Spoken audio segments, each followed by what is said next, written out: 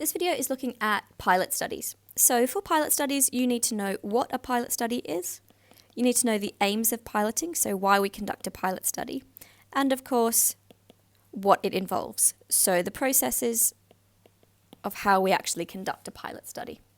So a pilot study is a small-scale trial run of an investigation, and it takes place before the real investigation has been conducted.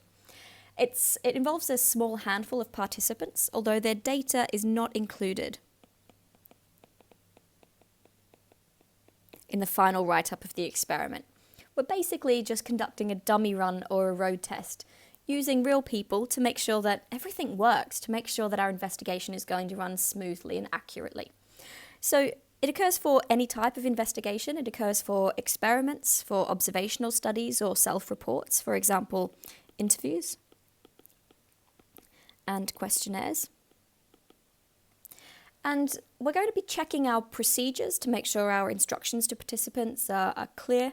We're going to be checking our materials. So for example, checking that the computer program that we're asking participants to use works on the computers, and our measuring scales. So for example, we want to make sure that our IQ test is clear, that the font size is large enough, that all of the questions are easily understood and in the correct language for our participants.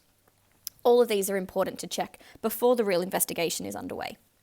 And this allows researchers to identify any issues that might occur and to make any modifications if they need to.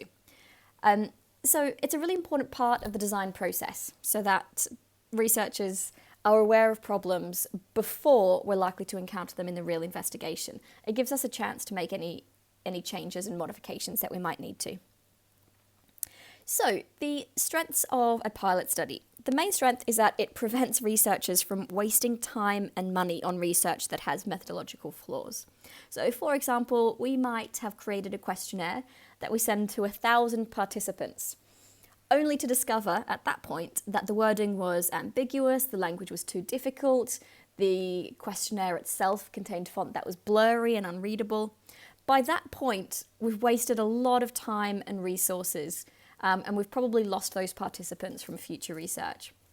And so it would be much better to conduct a pilot study using those questionnaires with perhaps, say, 5 participants, just to check that everything works, to get their feedback and to make sure that it runs smoothly.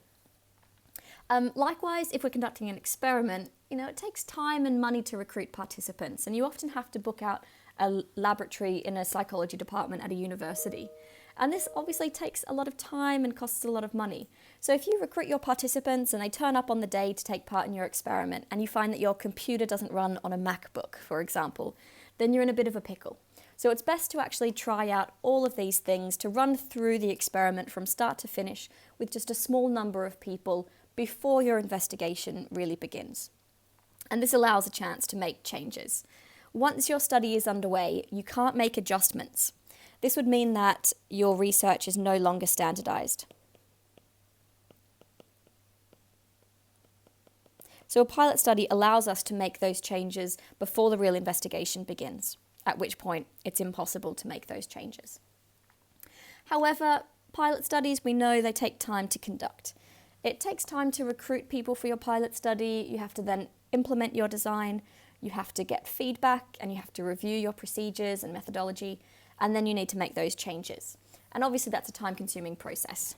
Of course, it's not as time-consuming as actually running your research for real, only to discover problems after the fact, but still a pilot study is time-consuming. And a pilot study actually might bring up problems that the researcher can't solve, or at least can't solve very easily. For example, if you're conducting an observation and your target behavior is happiness, you might discover in your pilot study that happiness is incredibly difficult to operationalize, and you might find that your behavioral categories don't effectively capture happiness, in which case you might need to rethink and scrap your whole observation. Although it's better to know that before you begin, it still might pose some problems for researchers. Pilot studies are an absolutely necessary part of any investigation for a researching psychologist.